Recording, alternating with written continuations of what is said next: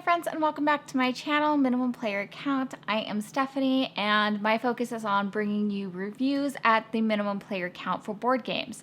So today we're going to be taking a look at Sonora. This is by Pandasaurus Games, and I do want to thank them for sending me this game to play and review for you on my channel. So without further ado, let's get started.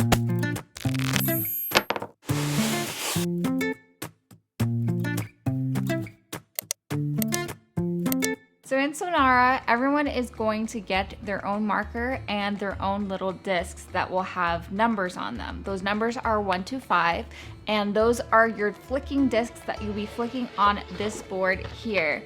Now when you start the game, you will get one side of the board facing to you. The first player will always get the lizard side facing towards them. They'll be placing their little discs on this little ledge right here and then flicking it off of here.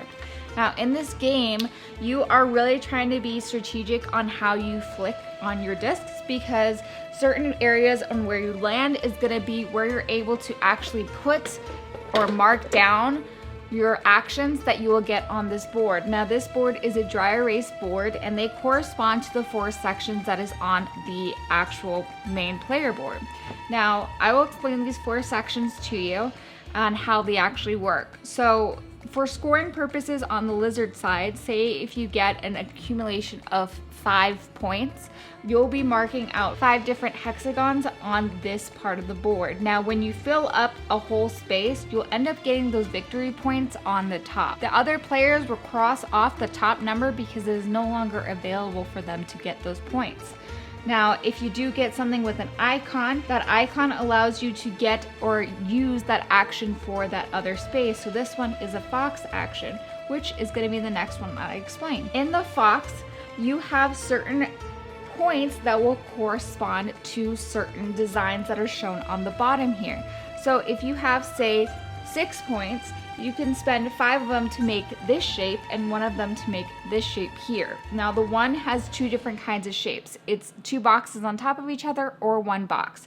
Now when you are making your boxes, you are trying to circle certain cacti or numbers or actual other animals to gain those points. But once you actually make a shape, it has to be touching your previous shapes. So you can't just be putting shapes wherever you want to on this board. You have to be kind of strategic with your placements. Now the next portion I'm going to explain is the owl. The owl here on the bottom right, you are going to be counting your spaces out from, say you get a 4, you can count up to 4 spaces out, and you'll be crossing out whatever you pass. Whatever number you land on, you'll be circling that, and that will be either your victory points at the end of the game, or it'll be extra actions that you're able to do. Now for the rabbit is probably one of my favorites, I think, because what you're doing is you're making triangles, and whatever the triangle encompasses is certain points that you get towards the end. So say in some instance I had like a 5 and even a 3 in the rabbit area. So I could go out to 5 here, but then I'll say, oh wait, I don't have enough to actually go to either 4 or 4 on this side. So I can actually use my extra 3 down at the bottom here to try to gain these points later in the game, so that I can use those actions, which some of the iconography in here is a little confusing at first, but is later explained when you start playing the game. On the main player board itself, there are some spaces that will give you ×2 if you have like a rabbit in the rabbit area. That certain disc will gain ×2 points. So you can use for when you're actually putting it on your board.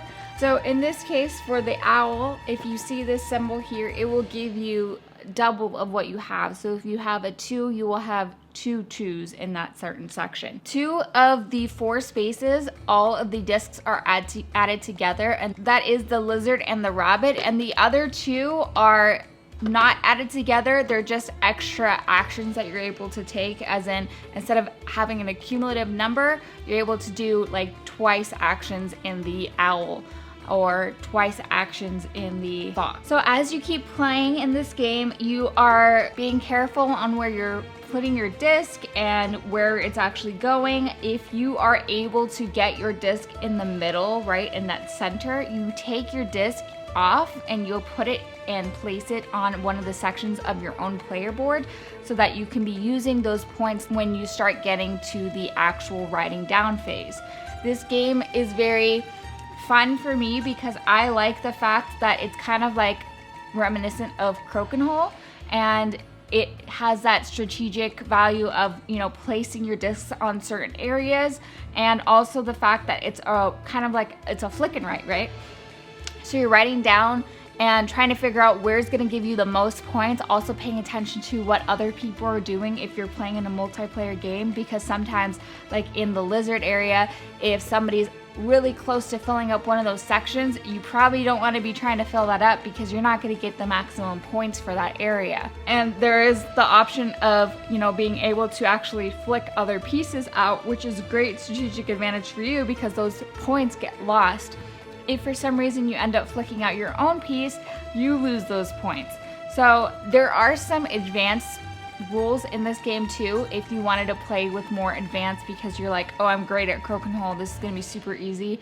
It's going off of the backboards type of thing to actually get any points in certain sections. I'm definitely not at that point. I'm trying to make sure I'm not flicking my piece out every time and trying to place my pieces where I want them to, because as soon as it gets to the next person's turn, they can definitely flick my piece in a certain area that I don't want it to be, and I end up losing those points, or I have to, you know, reevaluate my plan. But I have played this with my younger sibling as well. She loves this game and was actually able to understand it fairly easily, and I enjoyed it as well, so it definitely ages up and down. And the fact that there is that solo play and that strategic play, I think this game offers a lot. And I think that if you like kind of games like Crokinole or even maybe Roll and Rides, try this game out and see, because this is definitely a game that I was not expecting to like as much as I did. But once I started playing it, I was just like, this is so much fun.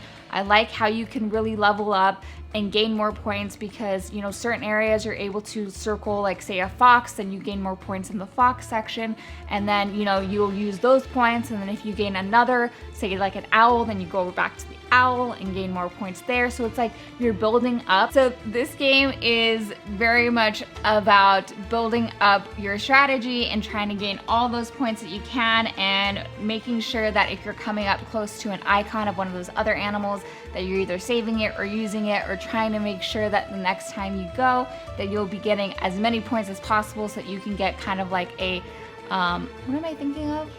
A chain reaction. There you go. A chain reaction in this game. So I love this game. I'm definitely keeping this. Again, thank you so much to Pandasaurus Games, because this is definitely not leaving my shelf, because I can play this very easily without even kind of thinking about it sometimes, of like even watching TV and playing a game. And that is something that I really value in games too, if I can pay attention to games and also do something else, because, you know, when you're busy in life and stuff like that, you can't always focus on just like playing a game. So this is a game that I can kind of multitask with and still enjoy so much. But thank you guys so much for watching my review video of Sonora by Pandasaurus Games, and I will see you all in the next one.